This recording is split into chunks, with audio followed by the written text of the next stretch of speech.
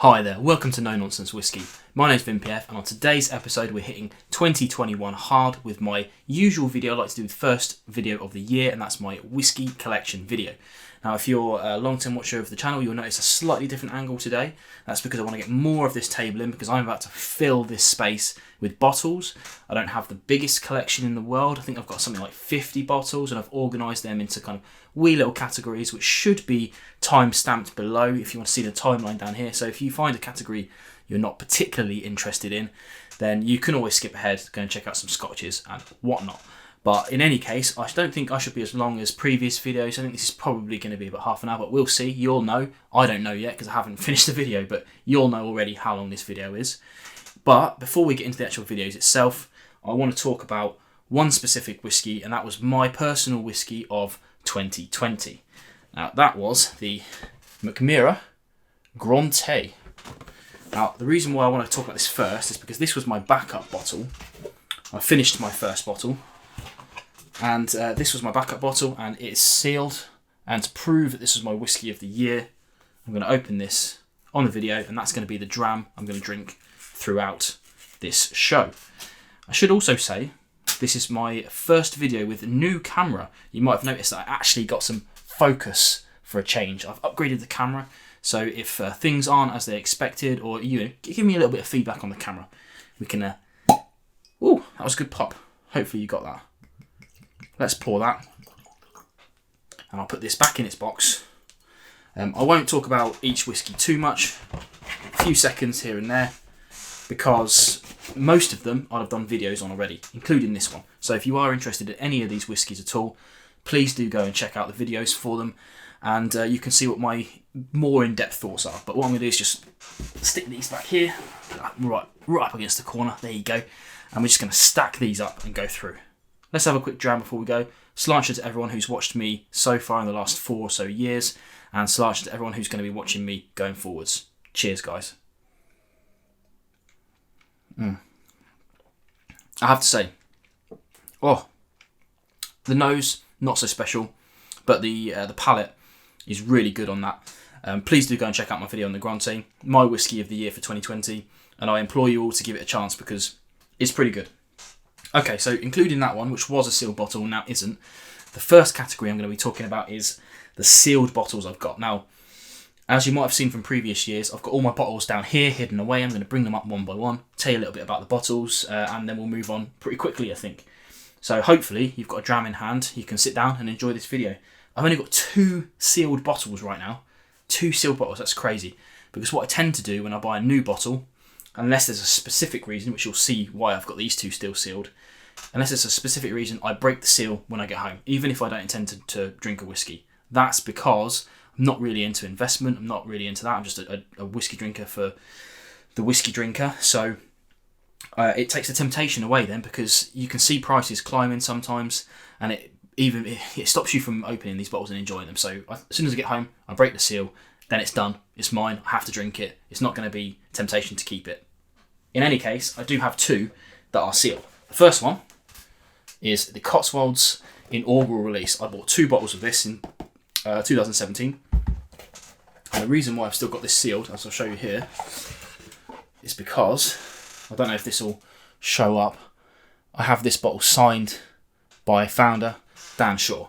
So I might drink it one day, because I do have my other bottle I also managed to get signed by him, and that's up there somewhere, which is empty, but it's just a signed empty bottle.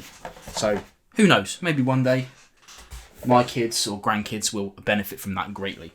The other sealed bottle I've got, this is a bit of a weird one, is the Glengoyne Legacy. Again, I've got 2 bottles of this. My intention was to collect this series, but I have to say, although this one was pretty good, Chapter 2 is out right now, and I haven't really been bothered to go and find it. So I'll probably open that at some point, because I don't think, I can't be bothered to collect it. That's the fact of it. I just can't be bothered to collect it. Well, there you go. That's my sealed bottles. Moving on to the next category is kind of weird stuff. Infinity bottles and non-whiskies. So I've got 3 Infinity bottles right now. The first one in this Jack Daniel's Select bottle is my American Whiskies USA Infinity bottle. The reason why I've done that is because I tried mixing Scotch with a kind of bourbons and American whiskies before with mixed success. Sometimes it works, but I have to say more often than not so great. So I keep the flavour profiles to themselves. That's that one. Nice bottle, really nice bottle. The next one, again, nice bottle. This was the Hibiki Japanese Harmony, which is, it's a lovely bottle. It's all about the seasons, the 24 seasons that they experience in Japan. And this is my Infinity bottle for peat. Basically everything that I like goes in here, and I've called it peat because I like a lot of peaty stuff, so peat goes in there a fair amount, so it's a peated whiskey. But I have to say, I'm kind of going off the idea of Infinity bottles right now. I don't know why, to be honest. I've got so many bottles to drink, as you can see, that I would rather drink the bottles themselves. So when these have gone down, I don't think I'll keep doing it. But, one more Infinity bottle. You're going to hear that a lot, and that's bottles jangling.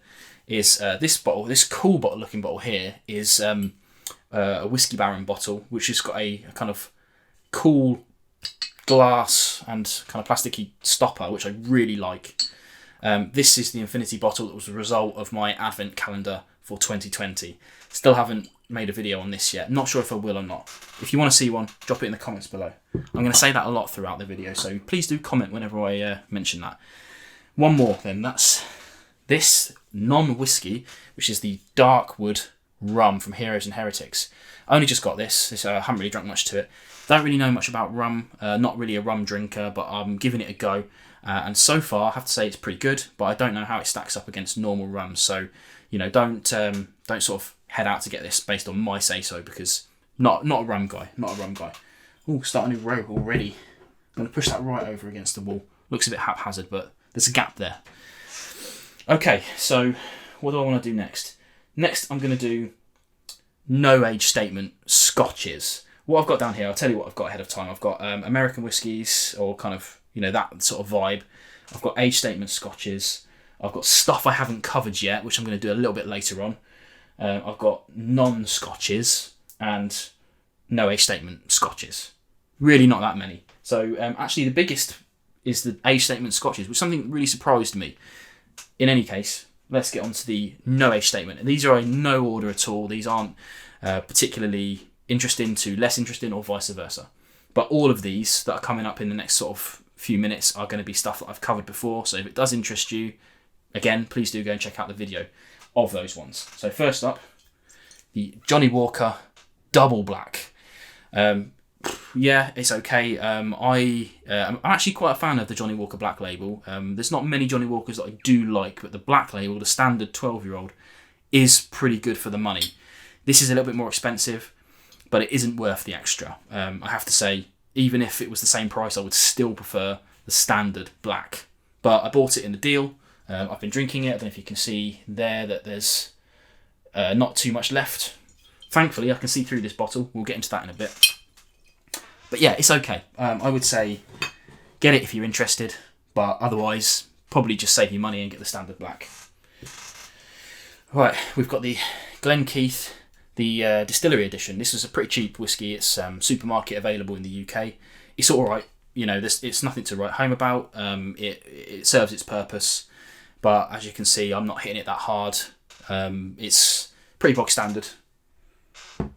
All right, but I think it's fairly cheap. It's like 25 quid or something like that. So if that's your bracket, it's all right. It's all right. Grabbing again. I've got a couple of Juras in this. The Jura Journey. Now I have to say, in the relaunch of Juras, this one came out further ahead than most of the others in terms of like price versus reward. I did have the 7-wood, but that's gone. Didn't like that at all, really. I mean, it was okay. That's not fair to say. It was okay. It was definitely drinkable, but for the price, I would never get that again. This one, however, is quite cheap, and it's not going to light your world on fire again. It's in that sort of same bracket.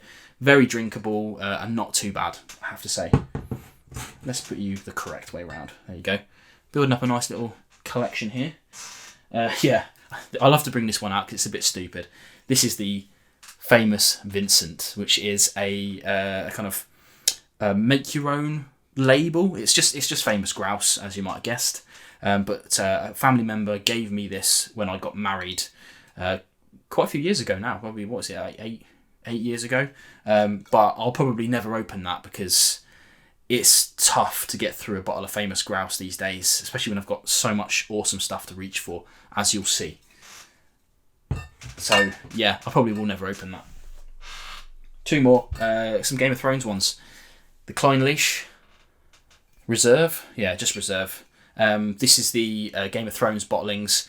I only picked up 4 of them, and 3 of them were pretty good, and 1 was okay. This is one of the ones that's pretty good. You know, get it for a good price. Don't pay full price for this. Don't pay full price for any of them, or more than. These aren't going to be worth any money in any short amount of time. You know, if you can sit on these bottles for 100 years and everyone else has drank theirs, maybe, but nobody's going to care, I promise you. Just open your bottles and drink them. Top tip from me. Apologies if you're picking up loads of creaky chair. I need to get some WD-40 on this thing. Right, one more then. This is the Oban Bay Reserve. Another one of those really irritating bottles that I can't see through, so I can't see how much liquid I've got left. And even if it didn't have this ridiculous plastic shielding on it, I think actually, yeah, I can see through it just about. It's like it's a smoky black bottle with a black plastic surround around it. It's, you know, I've got no time for that. That really irritates me, and I wish that they would just put like a strip down it so that I could see what's left in it. That's all I'm asking for. This one came 4th for me in the list of Game of Thrones whiskies that I enjoyed versus the price, and it is very expensive. This is like £65 brand new. I got it for less than 50, probably 45, something like that. You know, would not buy again. Tasty enough though, don't get me wrong, I'm enjoying the whiskey. Far too expensive for what it is. Let's have a quick sip, because that's the end of the no age statements. Not that many no age statements. Quite proud of myself. Although, long-term viewers of the show will know that doesn't typically bother me. It's just where I'm at right now. And if you're interested in all this kind of content, then don't forget to hit the subscribe button. I'll talk about that a bit later on as well. What do we want to talk about next? Let's talk about these ones. A bit further to reach away, so I'm going to get them earlier rather than later.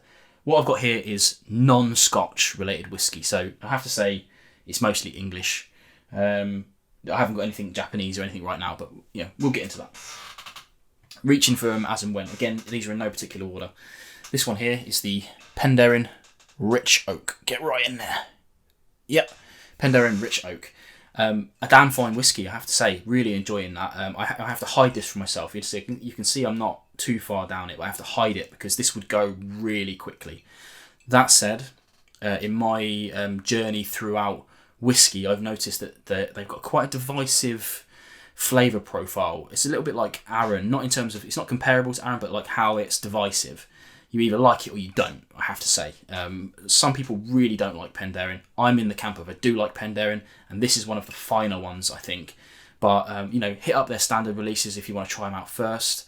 Their kind of dragon-related series.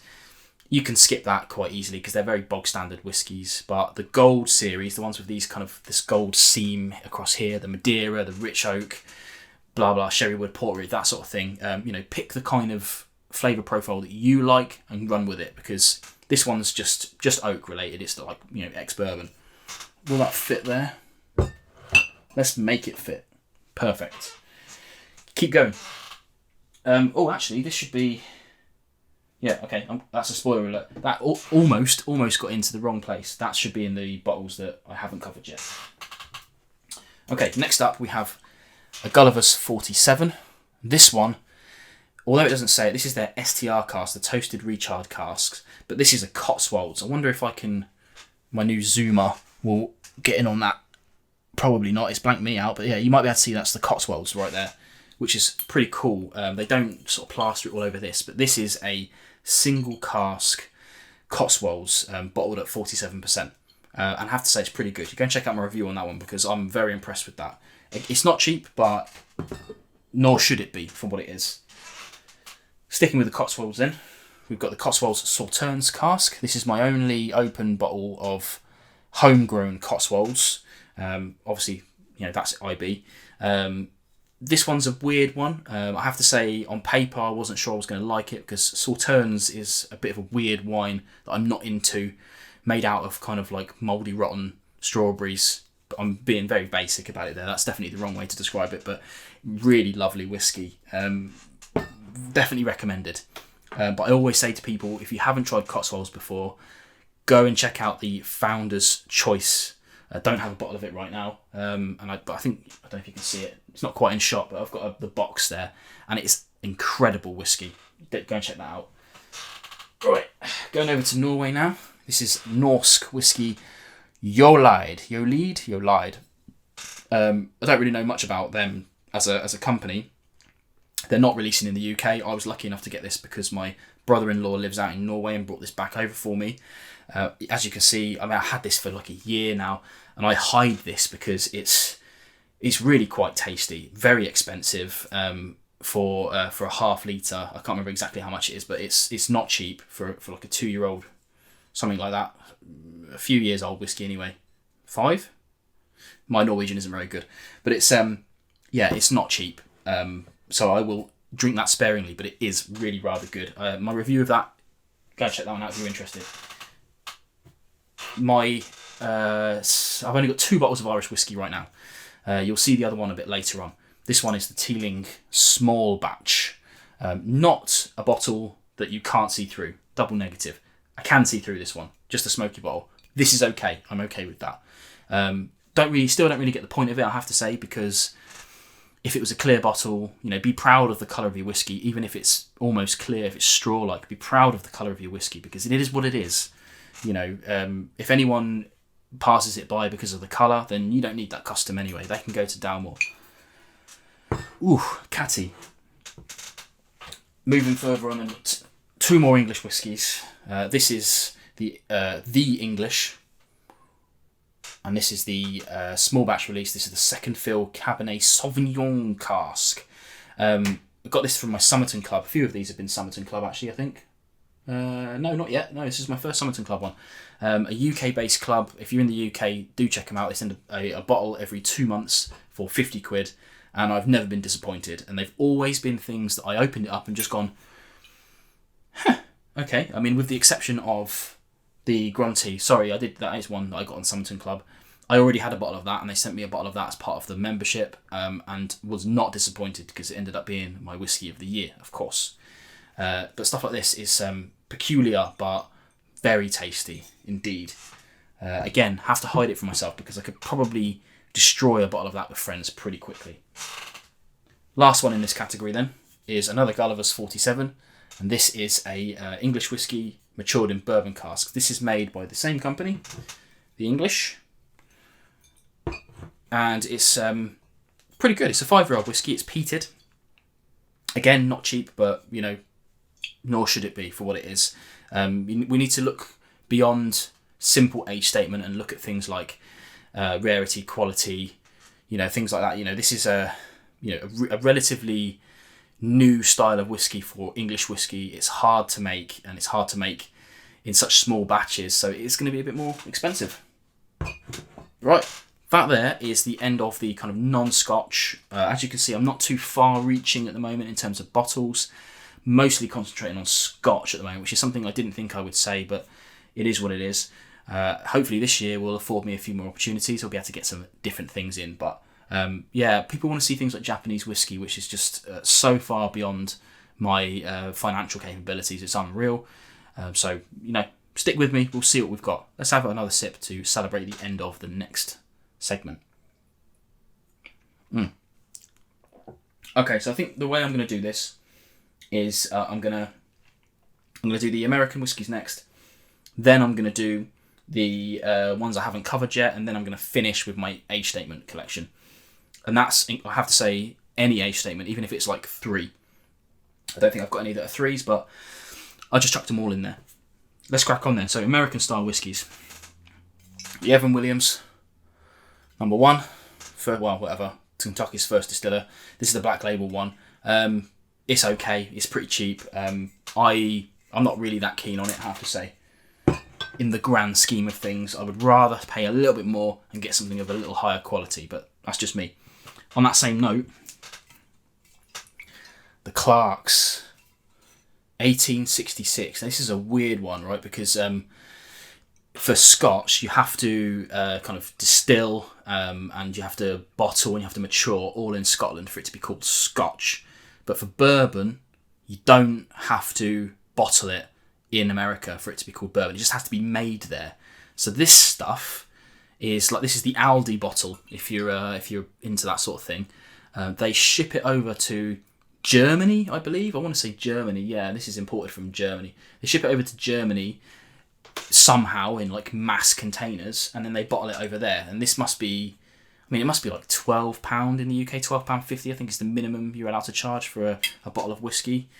And it tastes like it costs that. It's fine. That's the best way of saying it. It's absolutely fine. If you want to mix your bourbon with Coke or whatnot, then hit that sort of thing up, because it does the job. But you know, and actually that's a loaner bottle. A friend lent me that to review, and I've just had it sitting around. I haven't seen him since because of lockdown. But I have no inclination to go and touch that whatsoever. Okay, we have a bottle of Eleanor, which, you know, if you're interested in whiskey, this is something you definitely need to check out. This one here is the 9.4 release. Hopefully look at that. This is my new camera doing the trick. Worth every penny. These guys are another YouTube channel. If you've heard of me, you've probably heard of them. They do the Whiskey Vault and they do the Whiskey Tribe, and they've surpassed all odds to be like the most subscribed channels for whiskey related stuff. Very, very good guys. I went over there 2019 in October, and I picked up 2 bottles. The next one's coming up, but I thought I had to get one of theirs. And they're making whiskey out there as well, and making damn fine whiskey, I might add. So excellent stuff. You can't get it unless you go to their distillery in Texas. So if you're ever over there, check them out. The other bottle I picked up when I was over there is the Old Forester 1920. Now, for the Americans watching, you'll probably think, why, out of all the bottles, did I pick this up? Well, you can't really get this over here. It is possible to pick it up, but you have to go through different channels, and it was so much cheaper to pick it up off the shelf in America. So I picked it up while I was there, and it's really quite exceptional. I'm a huge fan of this bourbon, and I hide it again. It's at the back of my cabinet so that I don't finish it too quickly, because I would drink a lot of this very quickly indeed. Lovely. Another Texan whiskey, the TX Blended. Before, when I reviewed this, you couldn't get this in the UK. Now you can. It's really quite interesting. This isn't a bourbon, it's a blended whiskey. Not sure how they've gone about that, but the thing about this is it's super vanilla-y. Very interesting. I'm going to have a little smell, actually, because I haven't had some of this in a while. Oh, it's like a pudding. But they make these cool corks. Got a focus? Yeah, I've got these cool corks where they're just like random leather off anything. They'll make a cork out of it. Worth checking out, for sure. Not expensive either. And the last one in this category is the Higginbottom, the Heroes and Heretics. And this is an 8-year-old, and it's a Heaven Hill. Which is, you know, it's not cheap, again, half a litre, but it's 63.5%, and it's single cask, which is not something you can see very often over here in the UK, at least anyway. You probably get this sort of thing all the time over in the States, but very, very good. They don't actually call this bourbon, they call it American whiskey, so I believe it's a specific mash bill that doesn't fit the bill for bourbon. There you go. That's my American. Again, not a huge collection. I've kind of dwindled a bit on that recently. Do need to pick up some more bourbons because I'm a huge fan of bourbon.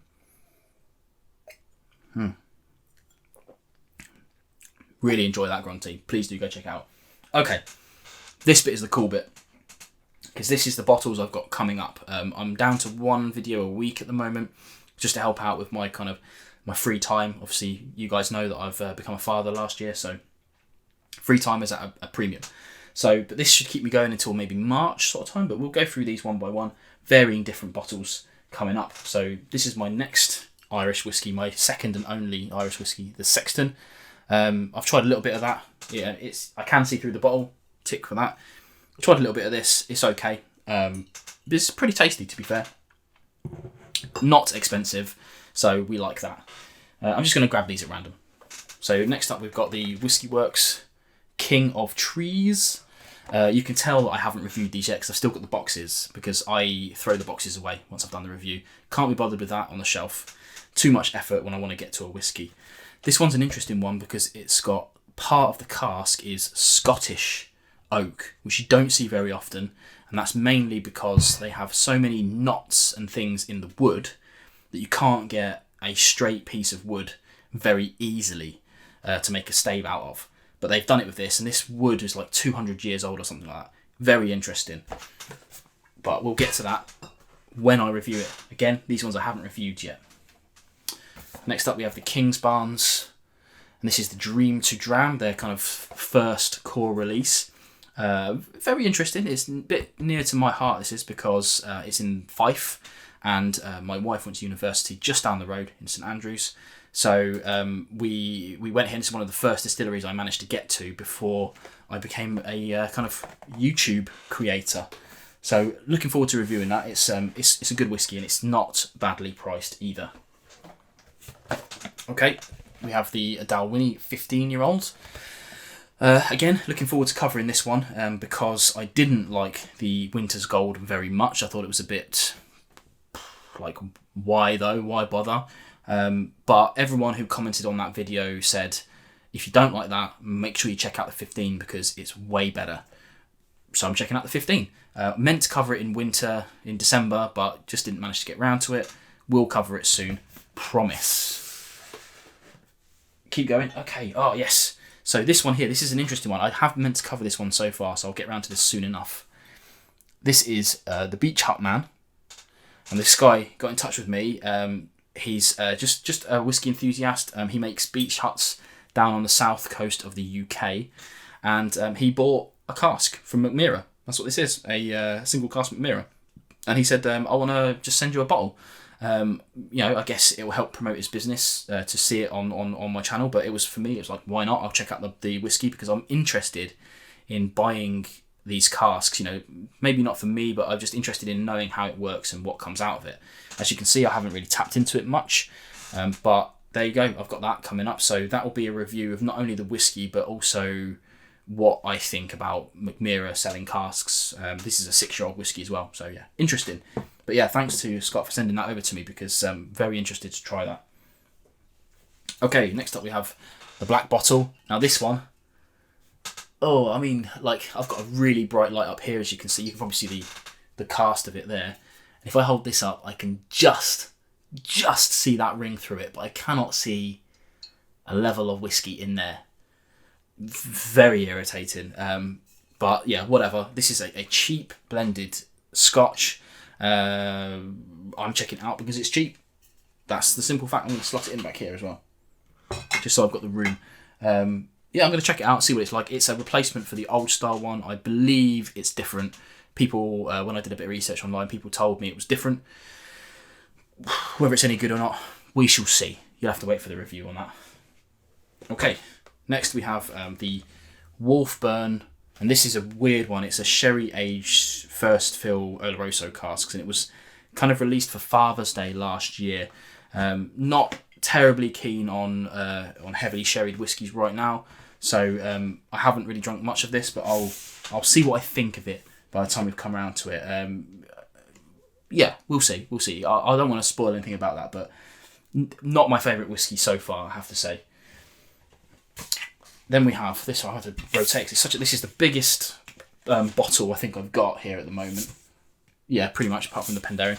This is the Bimber peated cask. Now, I have to say, apologies to you guys out there, but I should have covered this a lot earlier because now it's already sold out. Seems pretty pointless to cover it, to be honest. But I am going to cover it because it's these guys are brand new. If you don't know them, English whiskey, Bimber. They're making exceptional whiskey, very, very small batches, and they sell out very quickly indeed. Someone to keep an eye on for sure. But I have to say, I'm not going to bother fighting for bottles because that's not what I do. As you can see, I've got more than enough to be getting on with. So hopefully they're going to produce at a higher volume at some point. But these guys are like, everything's in one little warehouse. I mean, when I say warehouse, it really is just like an industrial state room almost. Very, very small operation. So I can't see them breaking out of this small batch kind of vibes anytime soon. But they are making very good whiskey. Very good whiskey. Okay, next up we have Heroes and Heretics 48. It's a 10-year-old blended whiskey. It's got 3 whiskies in it. There's a Speyside, an Orkney, and a Highland in it. Don't know any further than that, but it seems a bit of a shame to call it a blended whiskey when it's got those kind of. There's three very good whiskies in this. They're just not allowed to talk about it because then it becomes an SWA problem. But yeah, a good whiskey, I have to say. Check out my review of that one because it is worth your time. It seems expensive for what it is, but it's definitely worth checking out. Okay, now this one is probably, apart from its namesake, is probably one of the best whiskies I've got in my collection right now. My buddy got me this, and this is a Montgomery's. I'll get closer if I can. Yes! Love this new camera. This is a Highland Park, and this is a 21-year-old Highland Park, essentially. I have definitely hidden this away from myself, and I do have a similar one down here. We'll go through that in a bit, and I'll probably do a comparison when I do the video. But super good, and it's really quite cheap for what it is. This is like about 150 quid. So if you want to experience like something like Highland Park at that age statement, because the 21 now is like 350 plus. I bought it for £100 a while ago. This is about 150 quid. So yeah, do check out independent bottles if you want to find your favourite distilleries a bit cheaper than the standard OBs. Going back to Somerton Club then, this is the Glasgow distillery. This is a limited edition for the Somerton Club. Get right up on that label. Yes, thank you. And this was their Christmas release. I haven't really delved into it much yet, to be honest, but I'll probably review this sooner rather than later because they release a new bottle every 2 months. I don't want to get behind on their releases, so you should probably expect this video pretty soon. So I won't go into it too much now. But needless to say, another impressive whiskey. Okay, right, this one. It's the only one I've got in a fancy box. This is a Lechaig 18-year-old, and this one is the limited release batch number 3. Look at the bottle there. This is a deep colour, deep colour. Very, very tasty whiskey. Much looking forward to covering that because I want this in my cabinet as soon as possible because I love this kind of smoky bacon, dirty peat kind of vibe. Really good, really good. And that's the end of the ones that are coming up soon. So we'll have another sip, shall we? Okay, right. Now we have the biggest one. This, again, there's not too many here. Having a look now, it's probably about 12. This is my A Statement Scotches. I'm going to do these in the order that I'm going to grab them in. So I think actually looking at it, the last one's only a 10-year-old, but never mind. Let's get into them and see what we've got for A Statement Scotches. Okay, so actually, funny enough, the first one is the Smoke and Glory, and this is a Lechaig, aged 13 years, single cask, 53%, really quite tasty, and good to see the contrast between these two, because this one's got a bit of sherry in it, this one's just straight up ex-bourbon. So I have done a review of this one already, but I might get this out to do a comparison when I review this to see what we get differences. We'll see. Don't quote me on that. Okay, there we go. The Highland Park 21. This is the old style bottling. I've had this one for a good few years now. As you can see, I've been holding on to this. I'm holding on to this until I can see people again, and I'm going to finish this bottle off because it's been sat far too long. I haven't even opened this in a long time, so that's just been sealed, you know, whatever. Hopefully it's still okay, but we shall see. But it's one of the best whiskies I've ever tried. Again, I got this for £100. Now it's through the roof. If I'd not broken the seal on this, I don't think I'd be opening it now because this would be paying for like a holiday or something, probably. Maybe not that excessive, but still, the investment would have been there. But I would never have experienced that bottle because it would have been sat there gathering dust and somebody else would have got to enjoy it and paid far too much money for it. I'd much rather get it on the cheap, me enjoy it myself. That's just me. Hopefully, a few of you agree with that. Sticking with the peat then after these guys here, Nabraran, and this one is the Big Brother, and this is their Kalila. Sadly, this is sold out now. And what these guys are doing, very interesting, is they're taking a cask of whiskey, one cask of whiskey. They are releasing half of it as the, I guess, the Wee Brother. I want to call it the Wee Brother. And then they're taking the other half and they're aging it as a finish in something else for another year or whatever. That's what they've done so far, is a year. They call that one the Big Brother, or they release it a little bit later on. I have to say, I think they should release them together. They should sit on those first bottles, because otherwise you have to remember to come back and buy the other one. As you can see, I only have the one. So the other one is a Kalila, just ex-bourbon barrels. This one's been PX sherry finished for a further year. And that's, look at that. That's just 1 year. It must have been a really fresh cask. Because the other one, I don't have a sample of it. It's just kind of like, straw. It's not like super light, but it's kind of golden straw in colour. Very, very interesting setup. Not cheap whiskey, but it's, cask strength. This one, what's this, 58%. It's really good, I have to say. Really good. Well worth checking out. Let's keep going. Whiskey Works, Quartermaster, 11-year-old blended Scotch. This is the kind of innovation arm of White & Mackay's, and I have to say, I've said this so many times on videos now, so I'm boring people to death, I'm sure, but White & Mackay's do some great whiskies around Scotch, but each of their individual brands themselves, I always say, could do more to support people like me, who want the more interesting, bolder flavours. Like I talked about Jura a bit earlier on. It's fine, but I've got one of theirs down here that's it's just too expensive for what it is, and it's not nice enough to warrant that extra price. And I've been saying all along, like, why don't they release a cask strength Jura, or just, it doesn't even have to be that age thing, just a really nice quality single cask version. But they haven't got around to that. This sort of stuff, this is what they're doing. This King of Trees, this is same as making very interesting whiskies at good ABVs, natural colour, non-chill filtered, all the things that we like as whiskey fans. Very interesting stuff. And this one, I have to say, really impressed me. This one is great, but this one really impressed me. Wasn't expecting to like it at all, because it's got some rum influence, some sherry influence, loads of weird stuff going in. On paper, I would have just written it off, but I got to try it as part of a tasting selection, as my dram team selection, and it was I have to say, it blew me away. It really did. Very interesting whiskey, definitely worth checking out. Let's keep going. Talking of which, the Jura 18-year-old. It's okay. I mean, it's been chill filtered to the end of the earth, added colour.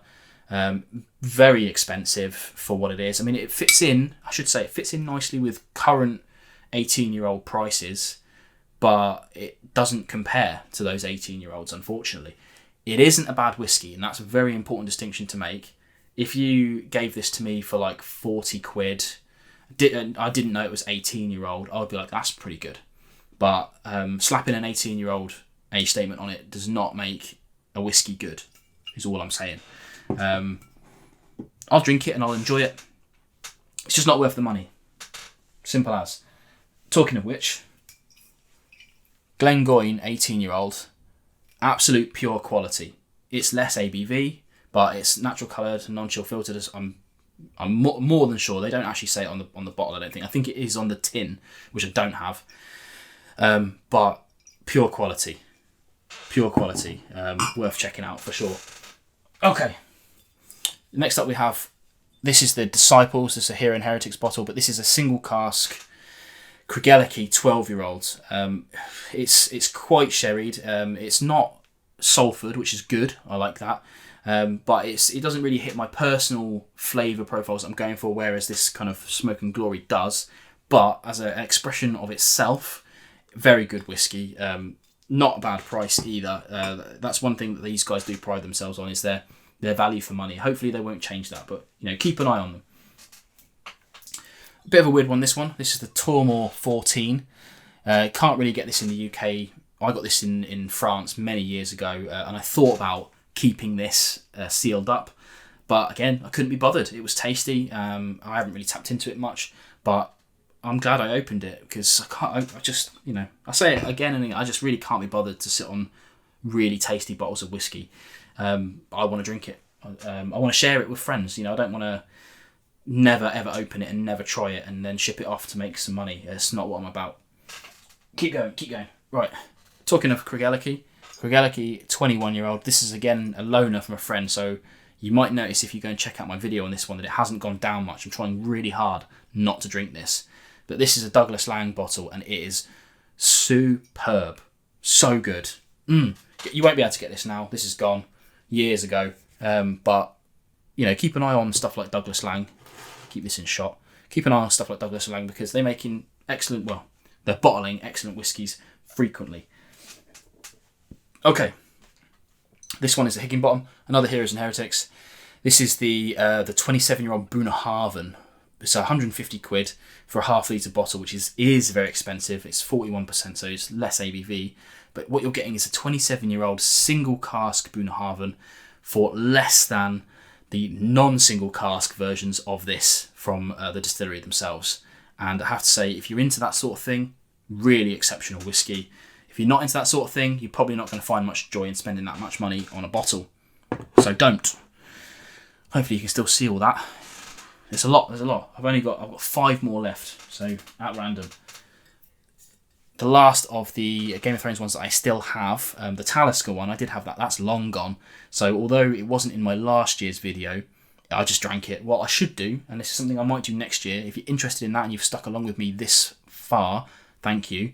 Let me know in the comments below if you would like me to hold on to all of my empties and show you what I've killed throughout the year, because sometimes they won't make these videos. Anyway, this is the Lagavulin 9-year-old. Fairly cheap in comparison to the rest of the group, but a very good whiskey, I have to say. Very much worth the price that I paid, which was about 30. Got it on a deal. If you like peat, if you like Lagavulin, you will like this. You know, forget about the added colour and whatnot. If it's a good price, why not? Bruichladdich, Isle of Barley 2010. Exceptional whiskey. Very, very nice. Not cheap. Can't get it now, I don't think. If you can, it'll be on secondary market. But they do a yearly release of this. And it disappears pretty quickly. I was really lucky to find this. I just found this on a random shelf for the actual RRP, which I couldn't believe, and I sort of put my head down, grabbed the bottle off the shelf, and I was like, "Oh, this one, please, sir." And they sold it to me, and were none the wiser. But again, could have held on to this, made a pretty penny off of it. Maybe not a pretty penny, but some money. But can't be bothered. I want to drink it. Nice. All right, this one here. I've had this one for years. Again, getting pretty low. Do need to kill this off because it won't last forever. This is the Glenmorangie Ilanta from the private edition, and I think it was like, I can't remember which one it was now. So long ago I bought this, like number 9 or something, number 5 or 9, I want to say. I don't know, maybe it says somewhere. In any case, the private edition comes out every year. This particular whiskey was named World Whiskey of the Year by our good friend Jim Murray, and it became very expensive very quickly. It is, however, really good, and it's the only time that I've ever agreed with a result from the man himself. I picked this up to my detriment after he announced it, but I tried it before he announced it, and I could have bought a bottle of this for 66 UK pounds. I waited because I couldn't afford it at the time. I waited and I bought it, unfortunately, after it was announced, and it cost me £185 to buy this. And I think it's now worth something like $350 or something like that. But very, very good whiskey, and I'm glad I opened it. We'll finish it soon.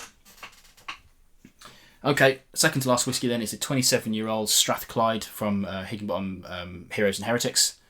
Very, very good whiskey. This is about, I want to say, 80 quid for a 27-year-old grain. And if you know the channel well enough, you will know that I love heavily aged grain, especially something like this, 27 years. Mwah. Really, really good. Well worth the money. And if you can get it cheaper than that, like if you go and join their website, then you can get like free shipping and things like that. Well worth it. Last bottle then, and not the fanciest bottle in the world, but the Glenmorangie Original 10-year-old. This, I have to say, one of the first whiskies I ever tried, and it will forever be in my cabinet because it's just really, really tasty. Thank God that they've still left a 10-year-old stage statement on this, because they didn't have to. They could get rid of this now and still charge nothing, but it's cheap, it's accessible, it's what I advise people to try if they've never tried whiskey before. Really, really good whiskey. Oh, there you go. A little bit longer than last year. Last year's was about 40 minutes. What are we on now? 45-ish minutes, maybe a bit less. I can't see my timer anywhere, but whatever. Really glad that you could join me. If you made it this far, same as last year, sneaky little thing, let me know you're part of the 45-minute club. Don't forget to subscribe to the channel if you want more content reviews that you've seen here today. This year, when we're allowed out again, I'm going to try and do more interesting videos and distillery visits and things like that if I can, but do stay tuned for that. Hope you've enjoyed this video, and if you really want to support the channel, make sure you go and check out my Patreon feeds, or of course check out the join button down below next to the subscribe button. Thanks for watching, and I'll see you again on more No Nonsense Whiskey videos.